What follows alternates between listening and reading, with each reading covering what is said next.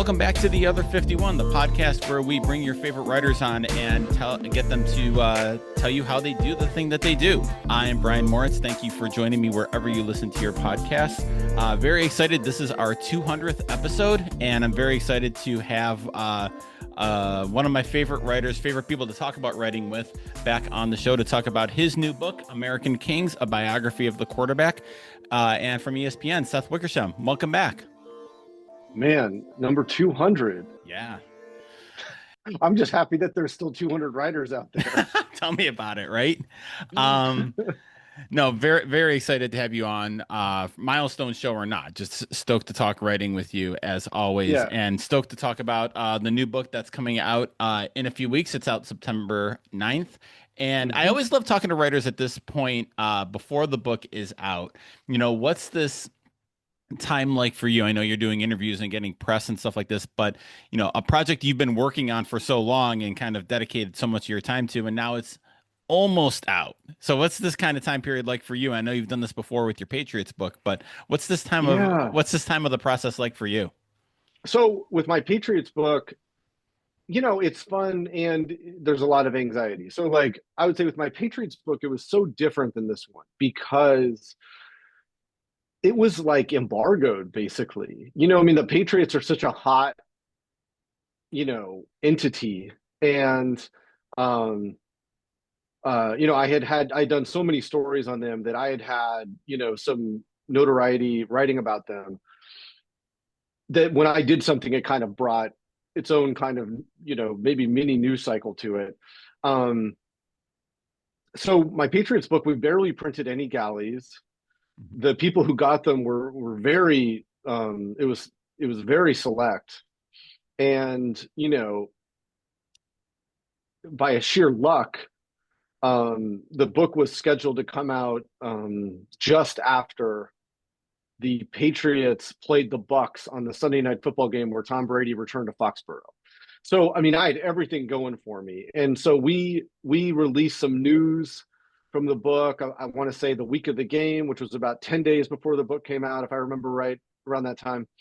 And, you know, it took off, and, you know, it was a wild rocket-like ride. This is a little bit different because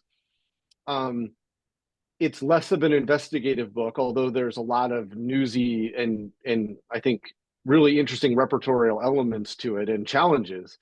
But it's not the same type of book. And so with this one, you know, we wanted more people to have it. You know, so like I think they printed 2,500 galleys, which is a lot more than they printed for my Patriots book. I think there was fewer than 100 for my Patriots book. Wow. So yeah. So and I want to say fewer than 20 media members got him, if I remember right. But like so this has been a really different thing in the sense that it's been like a little bit more of like a slow roll, where I'm talking about the book, and you know, some news about Caleb Williams came out in May, I think. And, you know, I think it was good to get that out of the way because it let me talk about the book in a way that, you know, address that, but also then let me talk about some of the bigger things that are going on in it as the summer went on. So, you know, it's cool that people want to talk about something you've done, but just, you know, that's what you want. So it's cool. And it's also, there's a little bit of anxiety as publishing day comes here and you're wondering, like, you know, how is it going to do?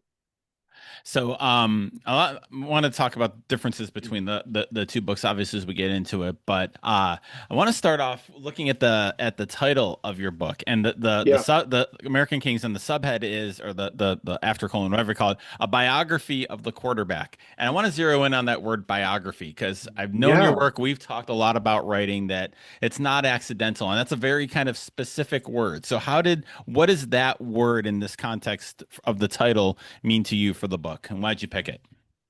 I mean, this is the weirdest thing, but like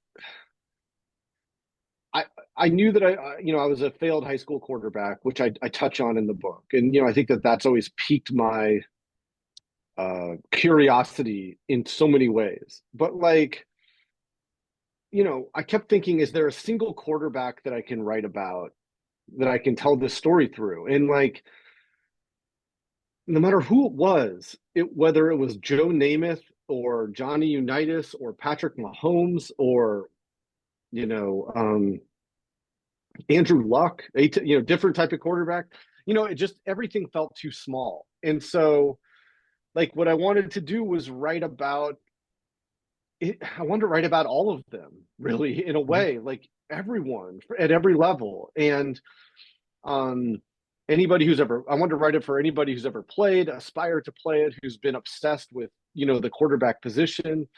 And,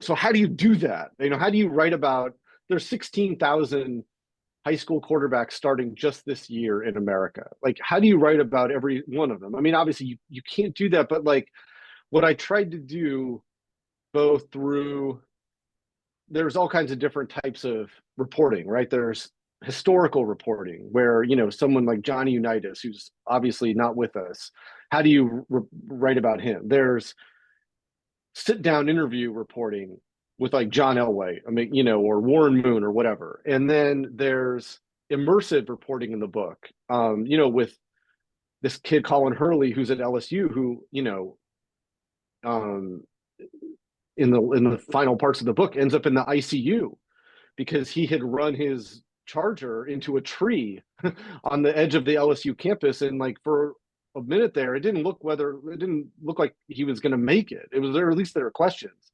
And so fortunately he made it and he's back on the team, but he was a kid who wanted to be the youngest to do everything. He entered college at age 16. So like I followed him a lot through his high school career. So there was a lot of like fly on the wall type reporting with it also. And trying to meld all those things together, what I tried to do was write to the things that interested me most. And, if it didn't interest me, I cut it, or at least I held on to it for a while and then eventually cut it. But I did a podcast with Alex Smith, who I spend a couple pages on in the book. And he interested me in a very particular way about injuries and how you deal with injuries when everyone's looking at you to tough them out. And he had read it and he said there were so many things in this book that I felt like I was reading my own story, but it wasn't his story. And so that was really like a great piece of feedback to get, because it showed that like what I was trying to do when I'm trying to write about this unique American experience, from first time you pick up a ball to retired Hall of Famer to death in some cases. I mean, I'm in the room when, I put the reader in the room when Y.A. Tittle passes on, and, when Johnny Unitas dies. And, I hope that in the process of trying to write about that, I deliver that billing of a biography of the quarterback. You talking about, if it interested you, you kept it. And I feel like that is I love your take on this, because I think it's such an interesting and useful metric that we use as writers. And that, I don't know if, especially young writers, that's something you have to learn. It's something I teach my students a lot, is that if it's interesting to you and you think it's cool, there's a good chance I'm going to think it's interesting as your professor, as your editor, as your reader, and kind of, getting them away from this idea of what should be in a story or what should be in a book. And this instead, no, this is the thing that this is the cool thing that you tell your friends about after you do that. So where were some of those things in this book that interested you, that maybe you wouldn't have kept normally or like thought about, but you're like, no, this is something that's really cool that I'm interested in having in there, that I'm going to keep in there? Um, yeah, like I have my main characters, my kind of anchors who you're invested in. But because the blessing with writing about quarterbacks is there's a ton of big names, right?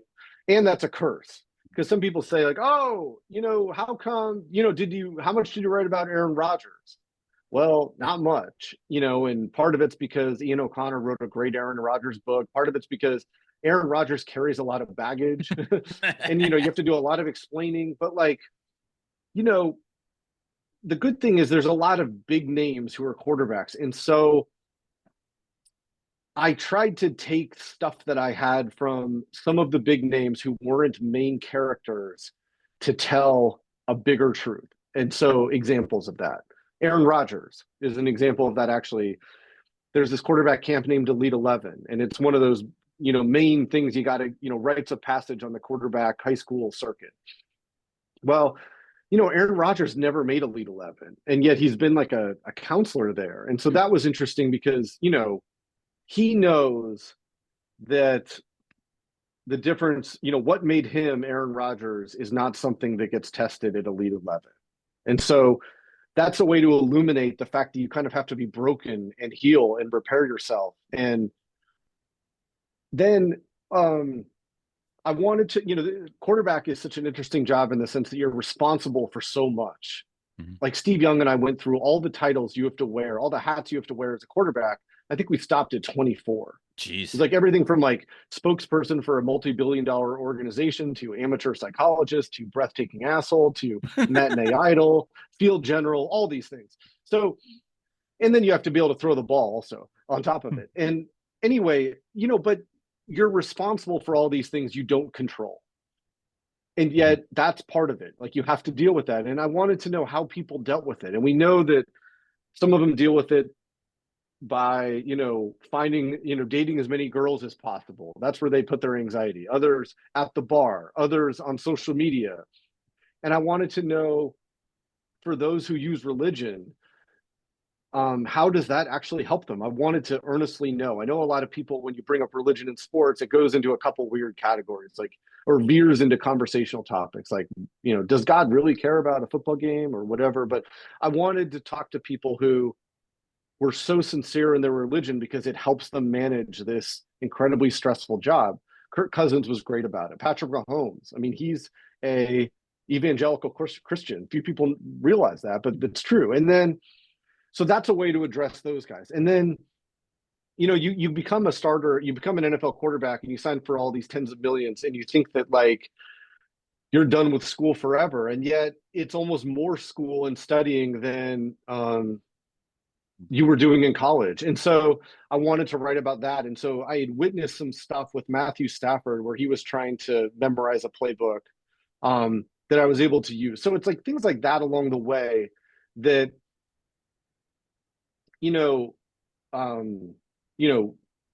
John Elway being one of my main characters, or Warren Moon, I could write about them studying the playbook, but like I wanted to deliberately choose other people to like just give a little bit of a different window because I've got plenty of Elway or Warren Moon or whatever it is doing other things. And you bringing up the main characters and anchors is something it frames a question I was going to ask. It was with your Patriots book, you had a kind of like a defined scope of the book, right? You had the time of the dynasty, like an X amount of time. And with quarterback, I mean, there've been quarterbacks since there's been football. So there's a wide range on it. So how did you kind of land on having these main character anchors? A, in specific, how did you pick them? But B, how did you kind of land on that as kind of almost like a framing, like tentpole device to build the book around? Well, so here's what I do. So I introduce my main characters, and some of them are current players. Arch Manning is a way to like tell the entire Manning story, or Colin Hurley, like the high school kid, Caleb Williams, whatever, John Elway, whatever it might be. And then I knew, even though it wasn't a history of the quarterback, I needed to understand how it went from went from being this kind of job that was invented to hand the ball off. It was an efficiency, it was quarterback, 2 words, to quarterback, where it had all this symbolism to it. So I have a big chunk of the book where I write about the history of not of the forward pass, but the history of quarterback. And, it's fascinating because really, like, from almost the moment that quarterback came to be and that the forward pass was legalized, it occupied a strange space. And, fortunately, one of the big events for quarterback happened in 1906, not far from where I live, down at Yale. And so I went to that field, and I found the first quarterback that I'm pretty sure was the first one who a politician said, I'd rather be this quarterback then be governor, and it Hmm. happened in 1921. And then, I needed to pick the stories that interested me and that were culturally important. So, Bob Waterfield, Bob Waterfield played quarterback for the Rams in the 1940s. Um, he was married to Jane Russell, who was the country's biggest pinup star in the 40s, and they were like the first power couple in America. I Hmm. mean, he was MVP, Rookie of the Year, and NFL champion as a rookie. Jeez. Like that's a triple crown that like I don't think anybody's ever matched. And he was in the first group of quarterbacks to make it into the Hall of Fame. And he was handsome. And so he was like the first guy who culturally told you like he told America that like they can get the girl, Hmm. that this can be yours. And then obviously Johnny Unitas, he was a huge symbolic and uh, archetype of quarterbacks. And then obviously Joe Namath, um, different than Unitas in so many ways. He was the first one to offer quarterback as a kind of lifestyle, Hmm. and yet they were very similar in some ways, which I write about in the book too. So for how I picked main characters, I had to pick characters that either were so important that I couldn't ignore them or were personally fascinating and interesting to me. Hmm. So, and you touched on this a little bit, but the different reporting that you used on it, historical, you've got the Yeah. reporting that you do, that you've done at ESPN. Is there a type of reporting that you did for this that you haven't done a lot that kind of stretched you in a little bit? And I'm curious how you kind of worked with that. Yeah, I mean, I don't write about dead people that often.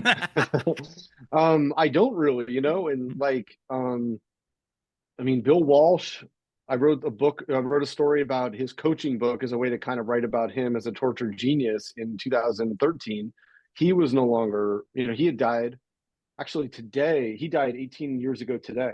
Um, but most of the people I write about are alive. And, writing about people who are no longer with us was a fascinating challenge. I went to the Pro Football Hall of Fame for a couple of days and went through their archives. I visited the Unitas family in Baltimore and in where his one of his daughters lives in South Carolina. So I went down there. Um, you know, I think that like that, Bob Waterfield, his youngest son lives in Montana, and you drive, through essentially the Bitterroot Valley in western Montana, and up a hill that's the base of a mountain, and you come to this ranch style house that is totally unremarkable, and then you enter, and it's like around the corner inside the house is a shrine to almost like everything that's happened to American entertainment since the 1940s. And he's got so many pieces of memorabilia of his mom and his dad and what they meant. um and their relationship was fascinating, and I write about that to the end, through the adultery, through the divorce, and the love that endured despite it all. And so that part of it I think was really enjoyable, um to you know see where these repertorial strands end up taking me. Hmm. Is there? I feel like you probably will get this question and have gotten this question a lot, but one of those strands that surprised you is the easy question. But when you're writing a book like this or reporting, you kind of have like kind of a guardrail of where the story is going to go or what stories you're looking for. What was one that kind of really caught you off guard and like, ooh, I gotta follow this? Not almost like a rabbit hole, like Yeah. ooh, this is something I didn't expect. Let's see where this goes. um I wasn't expecting to write a whole thing about Caleb Williams, but I met with him, and he was at USC at the time, and I met with his dad and his kind of support system, and the people who had coached him. And um so Caleb had just won the Heisman. He was at his last year at USC, and I met with his dad, and the conversation was just so NFL centric, and um what franchises were like. Was there a way for him to have any agency over his future employer. So many quarterbacks never get a chance to be great because they go to a bad team and that's that, you know?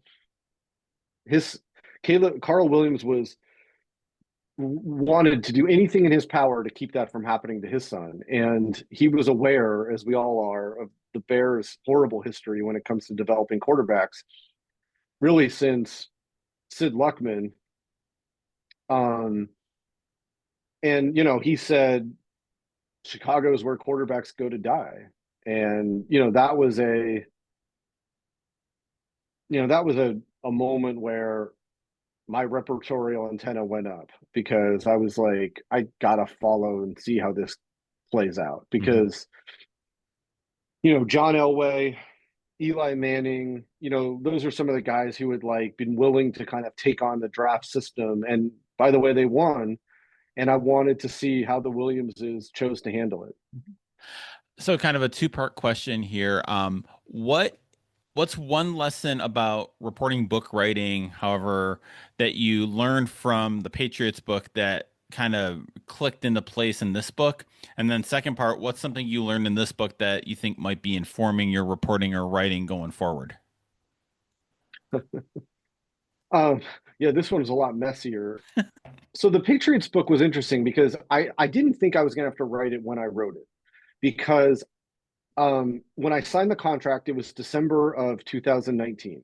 And, um, you know, even though it looked like Tom Brady might leave the Patriots, I just had a hard time. I just thought Robert Kraft would figure out a way to step in. So the book was due in like 3 years or something, if I remember right. But it had these triggers in the contract that if any of these events happened, it was due a year after that event happened. Oh So wow. it was Brady or Belichick retire or Brady leave. Um, so anyway, I'm reporting and writing on that book. 2019 becomes 2020, and um, I was in New York doing an interview for it, and the world was starting to feel eerie because all of a sudden you could not get toilet paper, paper towels, masks, sanitizer. The apocalypse was coming.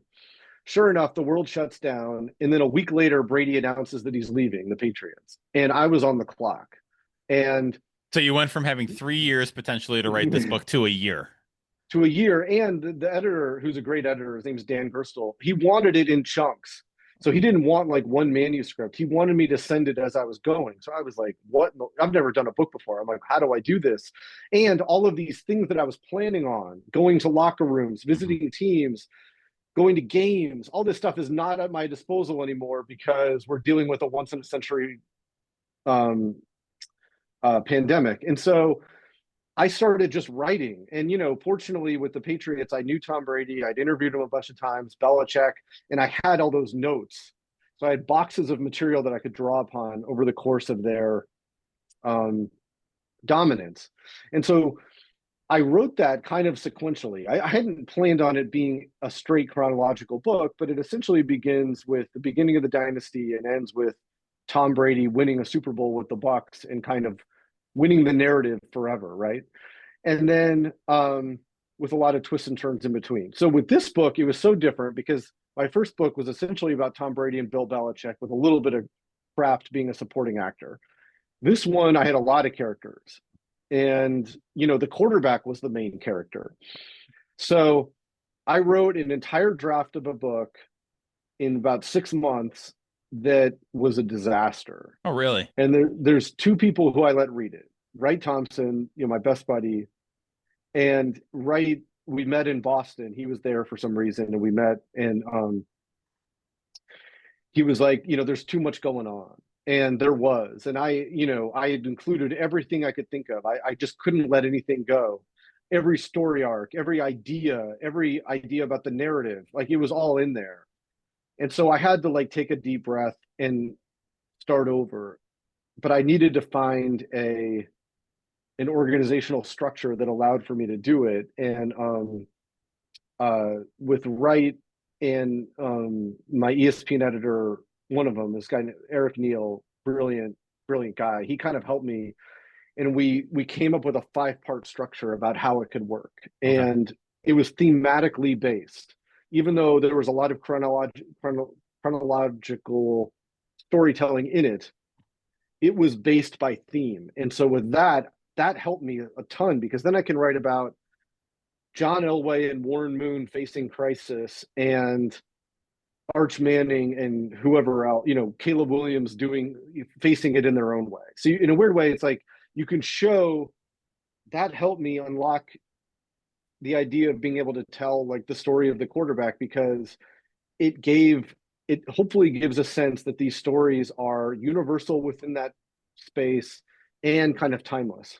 And then also, the classic writing teaching advice, right? Break a larger story into smaller parts, into sections. And so, it's not that, each section of the book is its own feature story, but you can almost approach it like writing this block about facing a crisis, something like that. Okay, this is that part of the story, and kind of, yeah, Yeah. helps you as a writer.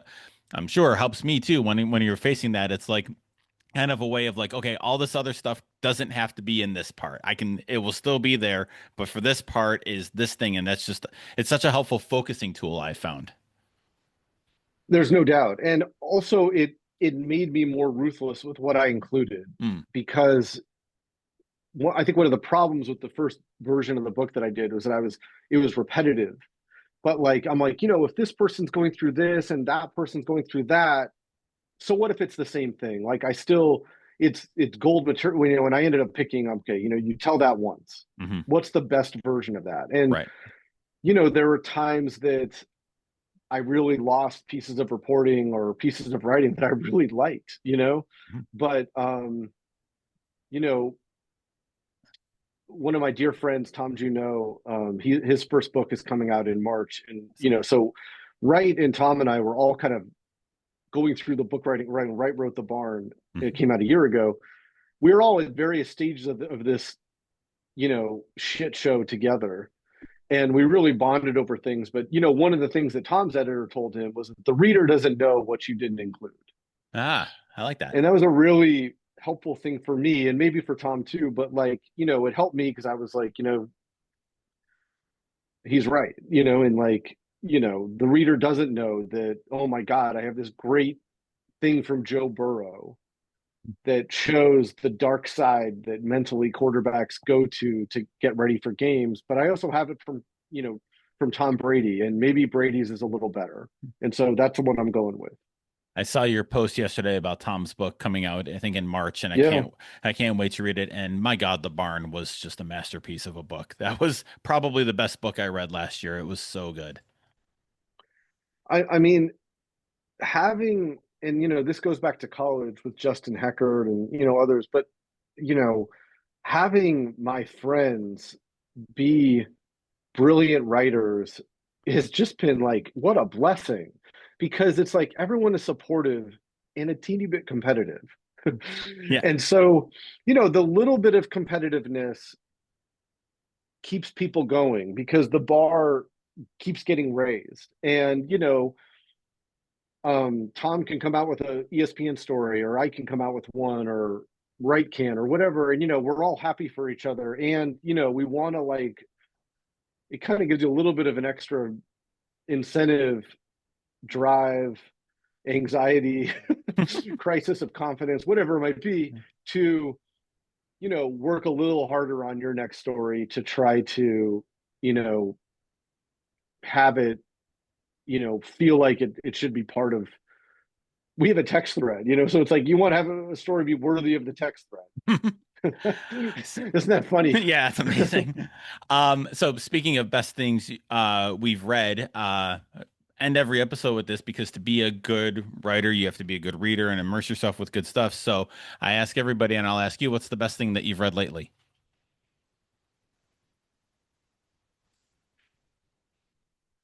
The best thing that I have read lately, um, I mean, there's so much stuff, and it's like, this is different because it was like reporting more than like narrative storytelling. But my colleague Don Van Natta just did a number on the NFL Players Association, and in a matter of weeks, got on such a repertorial role that the head of the NFL Players Association, Lloyd Howell, was forced to resign before he'd ever even had a chance to do anything on the job. I mean, and that was a really impressive piece of reporting by a really impressive reporter. And he's working on the Jerry Jones book, right? He's doing a Jerry Jones book, and it's going to be fabulous. But Don and Tom Junot are both, and Tim Kewen. There's some of my friends who their drive to do excellent work doesn't wane, and they put in the hours. And I've worked on a lot of stories with Don. I see how hard he works firsthand, and I hopefully bring that same work ethic to the same stories. But I've seen it, and I've worked on stories with Tom, and I've also just been a friend. I mean, I've seen how hard that guy works on things. The story Untold that he did with Paulo Levine, a couple of years ago, I mean, that was just a phenomenal story. Tim Kewen, here's someone who's, he's been at ESPN, longer than I have, I think. And, he still takes so much pride in the stories that he does. And so I think that I'm midway through my third decade doing this. I've been at ESPN 25 years since I graduated from college. And, it's really cool to have colleagues and friends like that. And I could go on. Paulo Levine obviously is a phenomenal reporter and downright scary journalism force. But I mean, I can't even imagine how fearful the people must be when they find out that she's doing a FOIA request for you. But that part of it, I think, is really cool, and it kind of keeps you going and it keeps you inspired. But the job that Don Van Natta and Kalen Kaler, he worked on a lot of the stories with Kalen Kaler, who we hired a year ago. That was really impressive. So we'll have a link to that in the show notes, and we'll have a link to buy your new book. We'll have it for all the sites. It's out September 9th. Seth, this was great, and looking forward to doing it again sometime. Appreciate your time. Thanks, man. But does that mean I have to do another book? I mean, if I'm alive, we'll see. Well, the next story that's text read worthy, we'll have you on and talk about. Thanks, man.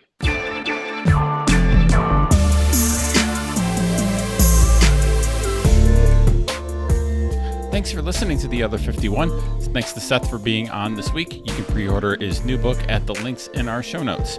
Jen Moritz does our graphic design. Our theme music was written by Ellie Moritz. I'm Brian, and I'll talk to you next time.